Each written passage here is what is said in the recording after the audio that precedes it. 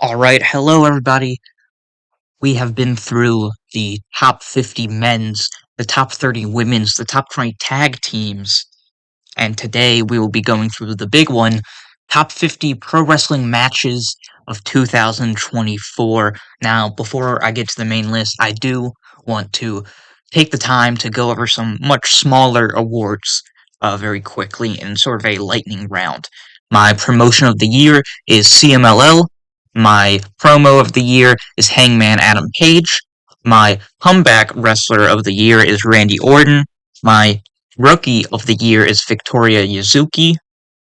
And my event of the year is AEW Revolution in March.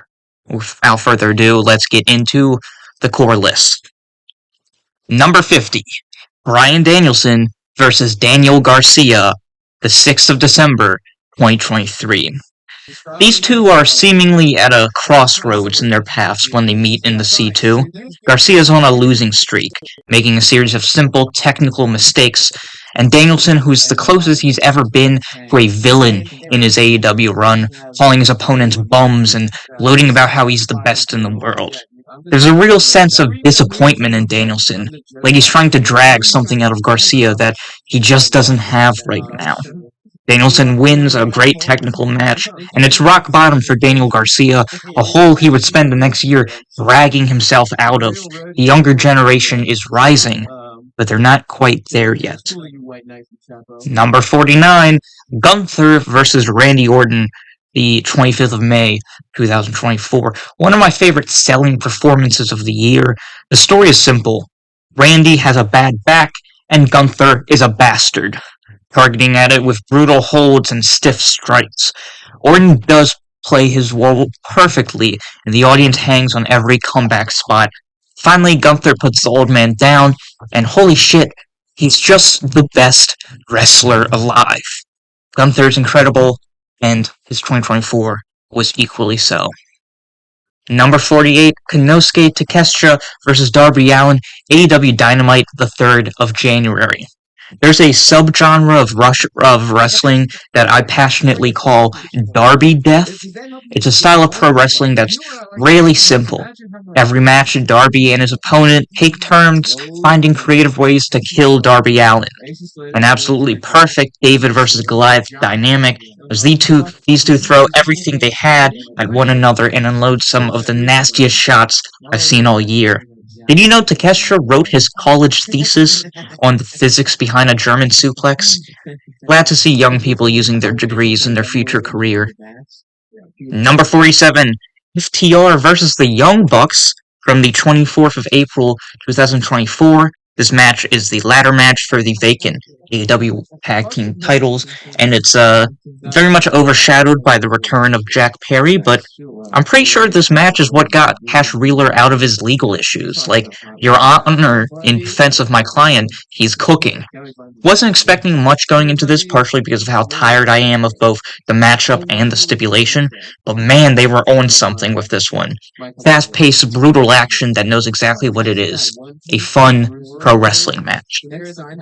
Number 46, Miyu Yamashita versus Miyu Watanabe, TJPW, the 31st of March. In my opinion, these two are by far the best in Tokyo Joshi Pro Wrestling, and honestly, the only two in the company I'm that interested in. This is a great match that perhaps most scarily seems to stop short of its actual potential. The first 2/3 of this match are wonderful, featuring some of the year's most focused main event wrestling. It certainly doesn't fall off a cliff after that either. It does fall victim to slightly more vague back-and-forth action, ultimately landing on a pretty abrupt finish. Even still, that slightly flat conclusion is greatly overshadowed by the match's strengths, including an inspired outing from both champion and challenger. Watanabe is at her absolute best, working back on offense, but making most of her magic in between the moves, telling the tale with wonderful shifts in demeanor and expression. Yamashita is far more direct on that front, operating with spite as she uncorks stunning blows while in control. Great match that, with a more pronounced bridge to the finish, could have climbed even beyond that. Number 45, Io Sky versus Bayley from WrestleMania 40, Night 2. This match rocks and shows you how you can have a great main event style match in, well, under 20 minutes. Io's knee targeting is a work of art, and Bayley shows once again why she's a generational babyface with her selling. Two of the best maximizing every moment they're in the ring together. It's like the opposite of the main event of the same show. Number 44, Hook versus Samoa Joe from the January 17th Dynamite. Holy shit, dude, this match fucks so hard. Joe as an unbeatable monster, and Hook as the rookie in over his head. And man, does Joe kill him. Calls him around, beating him down on the outside. To call it a David versus Goliath match is disrespectful to David, because I don't think ever got his ass kicked like this. And yet, every time Hook gets back up, he never really gets the upper hand, but that doesn't stop him from throwing hands. He gets put down to no surprise, but not before gaining every wrestling fan's respect in the process. The younger generation is rising, but they're not quite there yet. Number 43, Mercedes Moné versus Willow Nightingale at AEW Double or Nothing. What a pure babyface heel dynamic. The type of shit you'll see straight out of the 80s, but with a modern flair. The arrogant, vicious villain taking on the plucky underdog hero. Mercedes' control segments clashed against her bump taking makes a great dynamic. The best thing about Moné matches is she makes you want to see her get her ass handed to her, but then she does. Willow's great as always, and this just feels like 2 stars at the top of their game. Number 42, Konosuke Takeshita versus Yota Tsuji in the New Japan Pro Wrestling G1 Climax, July 20th. The 2 best young Japanese wrestlers in the world engage in essentially a dick measuring contest. It's rare that Tsuji is actually the smaller guy, which is when he's at his best. 2 athletic and charisma freaks going at each other in the most prestigious tournament in the world. What's not to love? Number 41, Hangman Adam Page versus Jay White, Full Gear in AEW. It's crazy how well these 2 work when the face-heel dynamic is switched from what we're used to. Hangman is like a crazy bull, blinded by his own demons, rage and spite, and Jay White is the world's biggest troll, targeting and picking apart the knee of Hangman because he knows he's fallen too far into his own psyche to adjust his strategy beyond simple brawling. The message is simple. Jay can adapt, and Hangman can't. And that's why the Switchblade always is able to cut down the Hangman. Number 40, Chihiro Hashimoto versus Sareee Sendai Girls, January 16th. God, these 2 were built for each other. The perfect matchup between technical mat wrestling and strength versus speed and striking. Hashimoto just bullies the hell out of Sareee, taking her down to the mat and using her size advantage to toss her around. Saree's fighting spirit spots and Hashimoto's cutoffs are satisfying to watch. The whole match builds naturally to the final stretch, and the ending is great. This is like a Dragon Ball Z fight in human form. Number 39, Bryan Danielson versus Claudio Castagnoli, the 23rd of December 2023 on Collision. This match is a testament to the philosophy of the BCC and later Death Riders. Iron sharpens iron. It's a testament to how to structure a great technical match.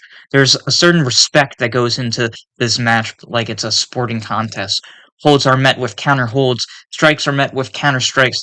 However, this doesn't stop the match from going violent. They don't hold back. Each signature spot is countered into another signature spot. It's 2 of the all-time greats who've known each other for 20 years, giving us a fantastic TV match that ends in a time limit draw. Number 38, Bryan Danielson versus Andrade from just a few weeks earlier. The Andrade Showcase match. You still get all the signature high spots and the back and forth. Finally, you'd want from these 2, but what I love most is the injury targeting from Andrade and the selling from Danielson. Andrade works over the eye of Danielson. It's some real sicko selling shit that shows Danielson as the masochist he is. Probably Andrade's best match of his career. It's a shame he's just been lost in the shuffle since jumping to WWE. Number 37, Jon Moxley versus Eddie Kingston, AEW World's End. The biggest win of Eddie's career, and it comes against his best friend. What an incredible story. Mox clearly sees himself as the better striker, and Kingston is willing to meet him at the game. Because Mox wasn't ready for the world of 90s All Japan, a land of pure passion and fighting spirit that Mox could not prepare for. It makes sense that Kingston wins with a strike. John underestimated just how much Eddie needed this match, and it results in Kingston being crowned as the successor to his idols, a mad king taking his throne. Number 36, Bryan Danielson versus Kazuchika Okada at New Japan Pro Wrestling's Wrestle Kingdom. The main character of this match is the setting. Neither Danielson nor Okada changed their approach from their previous match. Okada tries for all the big shots, and Danielson tries to neutralize the Rainmaker by working over the arm. The difference is, this isn't just an Okada match. This is an Okada match in the Tokyo Dome, his home turf, the biggest stage in all of Japanese pro wrestling. There's no way Danielson's simple limb targeting is going to stop the Rainmaker. The ending is simply Okada saying, "Fuck your technical bullshit, I'm going to put you in the ground." A certified Tokyo Dome classic. Number 35, Shingo Takagi versus Zack Sabre Jr., the August 17th. I was on the fence on which ZSJ versus Shingo match I should put here, but I think I give the edge to the final of the G1 Climax in August. These two always bring the best out of each other. It's a mix of styles between the technical brilliance of Zack and the never open rate style of Shingo. This match works because unlike a lot of the first acts in New Japan matches, Zack's mat work is actually engaging to watch. This match proves that mastering a single aspect of wrestling will always be more interesting than being a jack of all trades, master of none. Number 34, Ricochet versus Will Ospreay versus Konosuke Takeshita from AEW's Wrestle Dream. Look, man, I'm just a boy, so sometimes a simple, high-paced, crazy spot fest works for me. All three are willing to bump like crazy for each other, and it being a triple threat helps out the structure, leading to minimal downtime and maximum fun. This is what I call party wrestling. It's something you need to watch with a couple buds in a Discord call to fully enjoy. In 1 year, Ospreay has built arguably the best catalog of pay-per-view matches in AEW history. Number 33, Darby Allin versus Brody King from, once again, AEW's Wrestle Dream. Man, Wrestle Dream was a fucking great show. These two always put on great matches together. When it comes to Darby death matches, Brody King is a first ballot Hall of Famer. I mean, this is the perfect big guy little match. What more do I have to say? The appeal of the match is instantly recognizable and visible. Go watch it, it's really freaking good. Number 32, Toni Storm versus Mariah May from AEW, All In. A suiting end to one of AEW's best feuds ever, Mariah's heel work is at its peak in this one. She slaps her own mother. It's a very nuanced match. It's a tragedy in the form of a wrestling match. You can feel the humanity of Toni, angry at her former protege, yet each attack takes an emotional toll on her. Mariah wins because she lacks the empathy of her mentor. The difference between the two is clear. One has heart, and the other is Mariah May. Number 31, Kaito Kiyomiya versus El Hijo del Dr. Wagner Jr. from Noah, the 4th of May.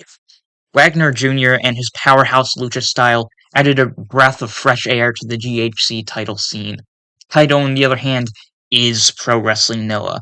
Kaito is basically able to adapt to any opponent's style. The fancy lucha exchanges differentiates this from the usual Noah main event Japanese style, and when we do get the big bombs and high spots, it still delivers.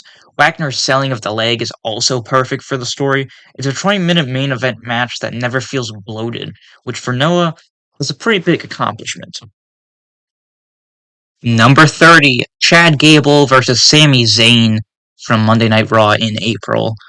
Lol, people really thought WWE was going to capitalize on someone's momentum. This is Chad's shining moment of his career. He's not fully heel yet, but his offense has a level of focus and aggression that we don't always see. The back and forth between these two is very crisp, the final stretch is perfect bit of escalation, and the post-match angle is one of my favorites of the year. Really damn good TV match. Number 29, Willow Nightingale versus Chris Statlander, AEW All Out. Holy shit, these two try to kill each other. There must be something in the water in the women's locker room at AEW, because every time there's a no DQ match, it's great. The important part is that in between the big spots, these two have incredible chemistry. The weapons don't hide the wrestling, but enhance it. The strikes these two throw are almost as nasty as the big weapon spots, and when we do get those big moments, they're sold perfectly. If you can use thumbtacks and light tubes without it feeling like too much, you know you've done your job. Number 28, Bryan Danielson versus Blue Panther, CMLL, the 5th of April. Sometimes you get a match that just feels like a love letter to a genre. This is Bryan's love letter to all things lucha libre. It's crazy how Blue Panther at 64 still moves on the mat the way he does, and how well Danielson shifts to the Arena Mexico style. A beautiful dance and exchange of holds. A lot of Danielson's work this year feels like it was Bryan accepting his status as the GOAT, a sort of braggadocious vibe to his work. That stuff is still there, but deep down it feels more like Danielson is trying to prove himself to his mentor. It's like a kid trying to impress his idol. The yes chants being as loud as they were with the CMLL crowd is just the cherry on top. Number 27, Chihiro Hashimoto and Mika Iwata versus Sarii and Mio Momono, Sendai Girls, January 7th. In the most important week on the calendar for Japanese pro wrestling, Sendai Girls featured 4 of the best offensive wrestlers of any gender going to war. Considering this was just a build-up match for Sarii and Hashimoto, they did not hold back. Chihiro was built up like the monster she is, dangerous suplexes and Aja Kong-like clubbing blows. By the end of the nearly 20-minute match, we're left to wonder, who the hell can stop that monster? Number 26, Josh Alexander versus Will Ospreay, TNA, January 14th. It's very funny that possibly the best TNA match of all time, A, isn't even in my top 25 of the year, and B, features a non-TNA wrestler. Just such a crazy pace that just keeps it going, nail-biting sequences and elite athleticism. The type of match that Will has had basically every month for the past 2 years. Number 25, the Motor City Machine Guns versus Mike Bailey and Jake Something from DPW, March 10th. Tag team excellence. I really don't have that much of an analysis to give. The match just rocks between two teams with incredible chemistry. DP Dub, DP Dub, DP Dub. Number 24, Bryan Danielson versus Brody King from December 16th, 2023. If this year was a legacy-defining one for Danielson, this was the Morishima match of his year. Brody is as dominant as ever, and the joy of the match is watching how Danielson tries to chop down the tree that is his opponent. It takes both outsmarting, precise kicks, as well as just sheer grit and determination. Throw Danielson's eye injury on top, and you have another great David vs. Goliath match to add to the legacy of the GOAT. Number 23, Mercedes Moné versus Chris Statlander, AEW Full Gear. The greatest women's match in AEW history, Mercedes against a much larger opponent, is a proven formula. Amazing counter wrestling from both women in this match. Mercedes felt scrappy, pushing off the turnbuckles and wriggling her way out of Chris's hold as Statlander tries to simply overpower her smaller opponent. Every time she tried to trap in another submission or grapple, it's the type of OG, smart, but easily accessible wrestling that's right up my alley, and it's why I love Mercedes so much. The younger generation is rising, but they're not quite there yet. Number 22, Bryan Danielson versus Hechicero, Collision, February 3rd. Look, I know, I swear the Danielson parade will slow down, parentheses, it won't.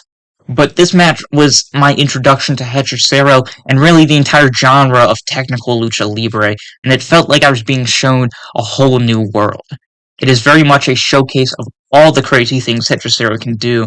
I love this match because Danielson is just as shocked at Hechicero's offense as the US audience is. It's so rare that a veteran sees something so unique, and it takes lucky technical pin for Bryan to survive. Number 21, Will Ospreay versus Konosuke Takeshita, AEW Revolution. Crazy thing about this match is it's the third best match from this pay-per-view. Two of the very best in the world, putting it all out there. Incredible fighting spirit sequence into the end. If there's two guys cool enough to pull off no selling, it's Ospreay and Takeshita. Ospreay eventually realizes he has to damn near kill Takeshita to finally secure the victory. Ospreay's work is boundlessly impressive, and this helped put Takeshita on the map, which it appears will catapult him into what could be a very impressive 2025. Number 20 is a match a lot of people have in their top 5 or even number 1. It's Will Ospreay versus Bryan Danielson from AEW Dynasty. The greatest of all time versus the greatest of his generation. It's a match enhanced by the aura, but not carried by it. Danielson looks at Ospreay's formula and says, "No, fuck you, we're going to slow things down and wrestle." This makes the Ospreay high spots feel much more earned. Ospreay is faster, stronger, and has more stamina, making Danielson rely on his brain. It all culminates with the clash, Hidden Blade versus Busaiku Knee. It's one of the coolest moments of the year and caps off an instant classic. Number 19, Jon Moxley versus Orange Cassidy, AEW Full Gear.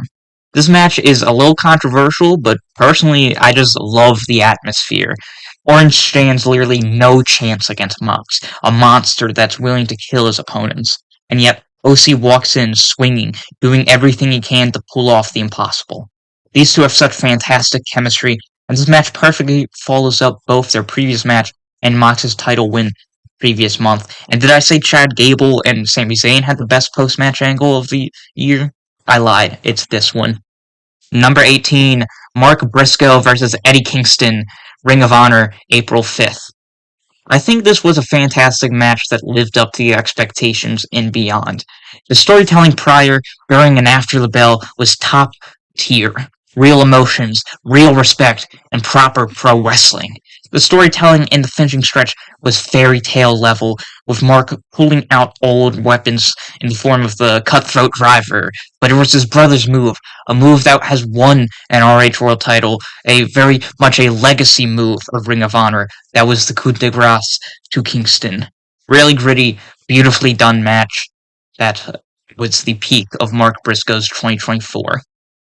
Number 17, Blue Panther, Mystico, Volador Jr., and Ultimo Guerrero versus the BCC of Bryan Danielson, Jon Moxley, and Claudio Castagnoli, and Matt Sydal, CMLL, March 29th. Welcome to the big leagues. The BCC may have been able to fend off the invasion by CMLL Town in AEW, but in Arena, Mexico, it's a completely different story. Mox, Claudio, and Danielson are so naturally great as Rudos. The brawling style of the BCC adds another layer of chaos to the match. All the little interactions are incredible. One of the most fun matches of the entire year between 8 legends. 4 of the greatest ever in Lucha Libre versus 4 sons of the 2000s indie scene. Claudio gets to face for Volador and Mystico. Danielson gets to go on the mat with Blue Panther. The stare down between Mystico and Danielson with the crowd going nuts. It's a truly unbelievable match. This is professional wrestling and why professional wrestling lives in Arena, Mexico. Number 16, Eddie Kingston versus Bryan Danielson, December 2nd in the C2. Holy shit, I love everything this match stands for. Eddie should have all the confidence in the world. He's accomplished his dreams, won a world title. What's left? Well, he already has the respect of the fans. Time to gain the respect of his peers. Danielson, in response, calls Kingston a bum and kicks him in the face. You get the sense that Eddie could beat Bryan, that they're on the same level, but Eddie is just too emotional, leading to him making risky mistakes. It's an incredible first act to the Continental Classic, and it's a story so good because it can only be told through the lens of professional wrestling. Number 15, Swerve Strickland versus Will Ospreay, AEW x New Japan x CMLL, Forbidden Door. Just the two coolest motherfuckers going at it in an anime-style match. The moves are brutal, the high-flying spots are ultra impressive, possibly the two best pure athletes in wrestling right now. I love the little character quirk of Ospreay lacking the killer instinct, and that being his downfall against a guy who literally will invade someone's house to gain an advantage. Number 14, Hechicero versus Mystico, CMLL November 29th. Thanks to this match for completely changing my ratings a day before it was time to write this video. My two favorite CMLL luchadors face off in my second favorite match in the company this year. It's so rare to see Mystico have to change up his style, but Hechicero's mat wrestling does it. Seeing Mystico on the back foot for almost the entire match rules it, and it only makes the crowd chant for his comeback even more. And when we finally do get that comeback, it's as spectacular as ever. Still, Hechicero can scout and counter the big moves better than anyone.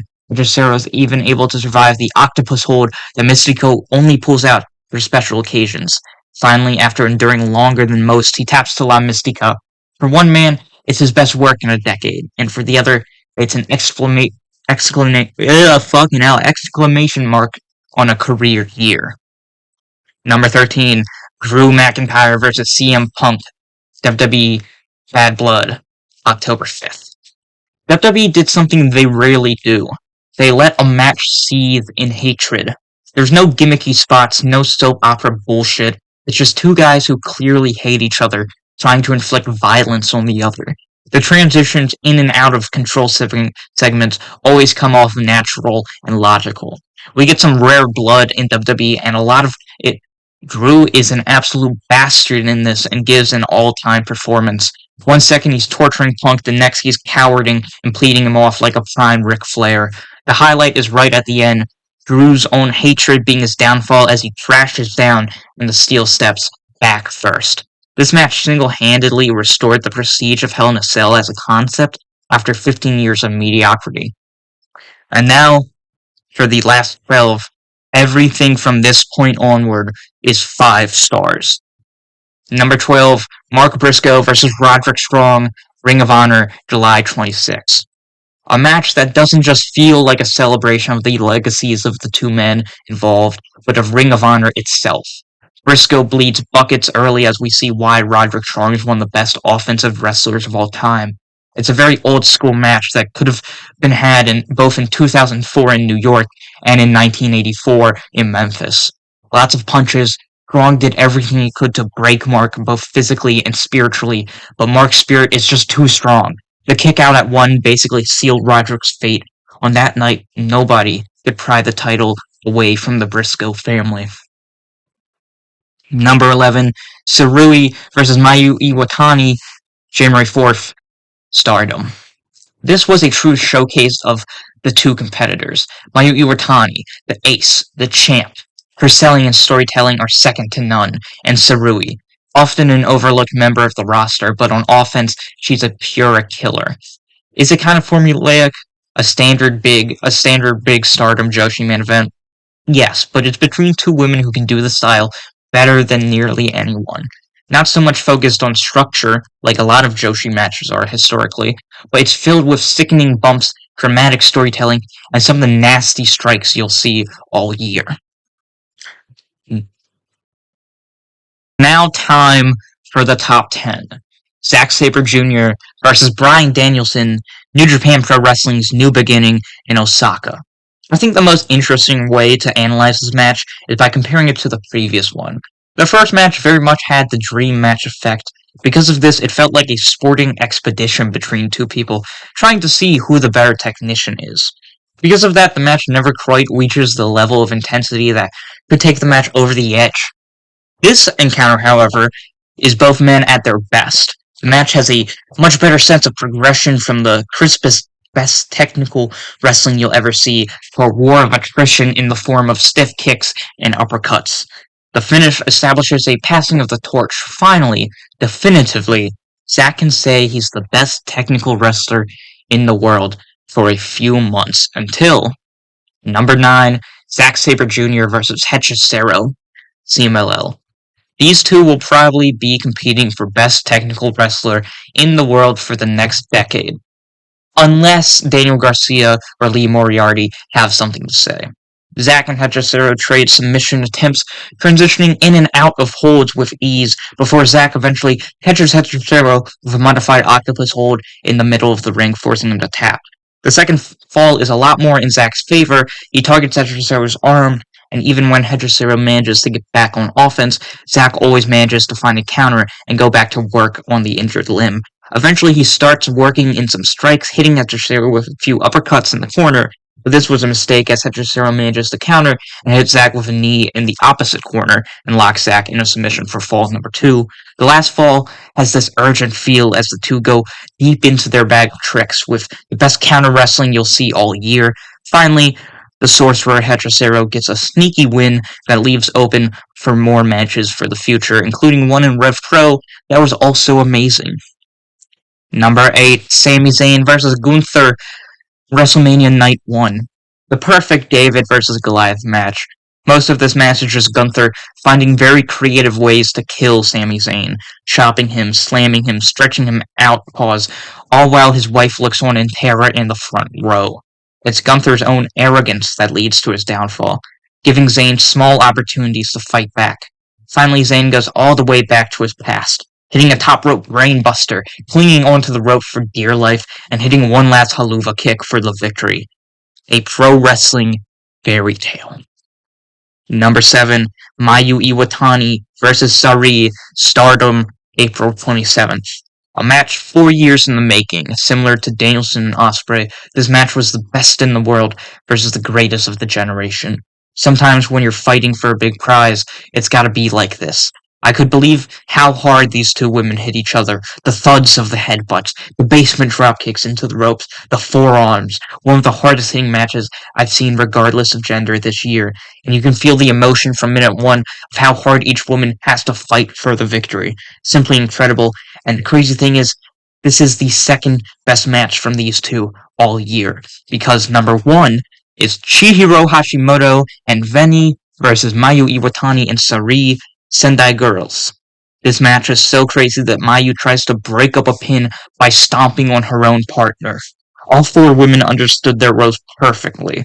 Chihiro as the monster, Veny as the young high flyer, Sareee as the absolute killer she is, and Mayu as the living legend.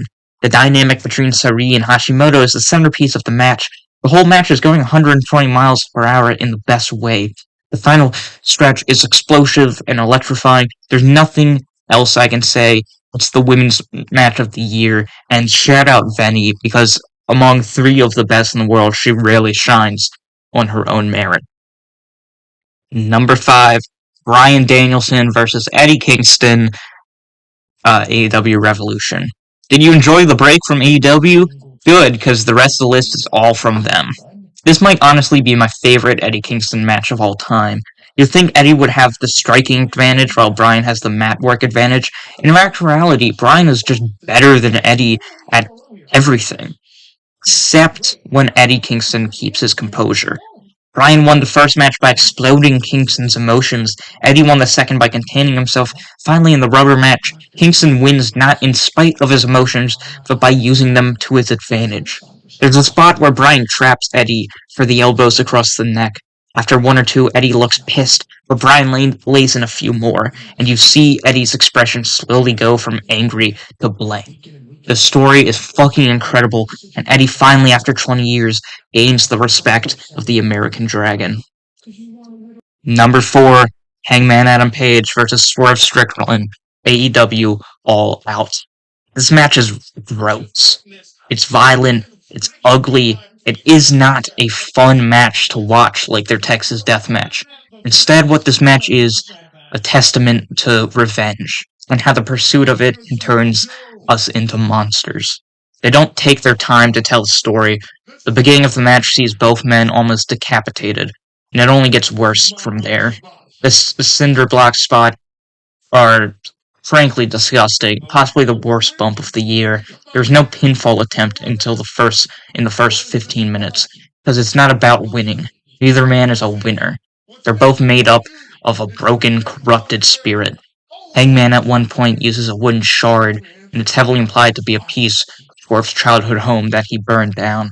Finally, the match ends with a sickening chair shot to the head, and Swerve lays there broken, and Hangman has no idea how to react.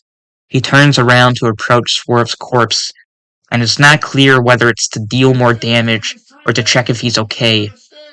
Maybe a bit of humanity has returned to Hangman, but the crowd reacts in horror when Hangman takes steps towards Swerve, and Page instead walks back up the ramp, accepting his fate as a villain in a haunting pro wrestling match. Number 3, Bryan Danielson versus Jon Moxley, AEW Wrestle Dream. Danielson finally ran out of miracles. This match begins with the highest of highs, brawling while the final countdown triumphantly plays in the background. Then it ends on the lowest of lows. Danielson defeated, nearly having his life taken as the babyfaces of AEW can do nothing to stop the monsters known as the Death Riders. The next generation just aren't ready yet. This match is nasty. The back scratch spots is just stuck in my head. Mox is at his best here, a true monster, an unbeatable force of nature, and Danielson plays his role as a victim. It's the Infinity War of pro wrestling. The past 2 entries have been the horror of pro wrestling, but the last 2, however, will be celebrating the beauty of it. Number 2, Darby Allin and Sting versus the Young Bucks, AEW Revolution. The greatest retirement match of all time, better than Flair's, better than Michaels.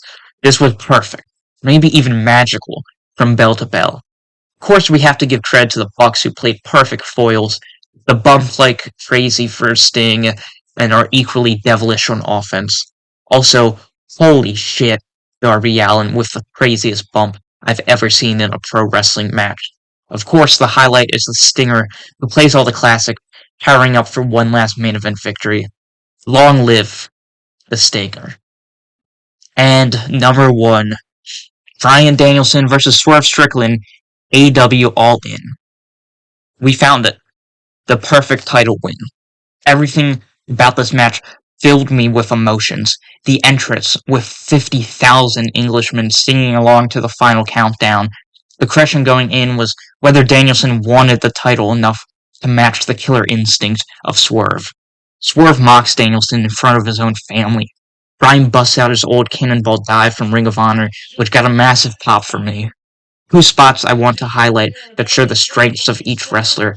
Danielson hits Swerve halfway through with a Busaiku knee, his best weapon, and it does nothing, completely bouncing off his opponent. Swerve is no pushover, and that's clear that Danielson is going to have to damn near kill him. The second spot comes as Swerve kicks Danielson over and over. Bryan, locking eyes with his family in the front row, powers through, rising to his feet in a moment of fighting spirit, and screams out the words, "I love you," before doing his comeback. Finally, Danielson gets the title win, and what might be my favorite match of all time. Long live the American Dragon, best of 2024, the best match of 2024, and the best wrestler of all time, Bryan fucking Danielson. Thank you.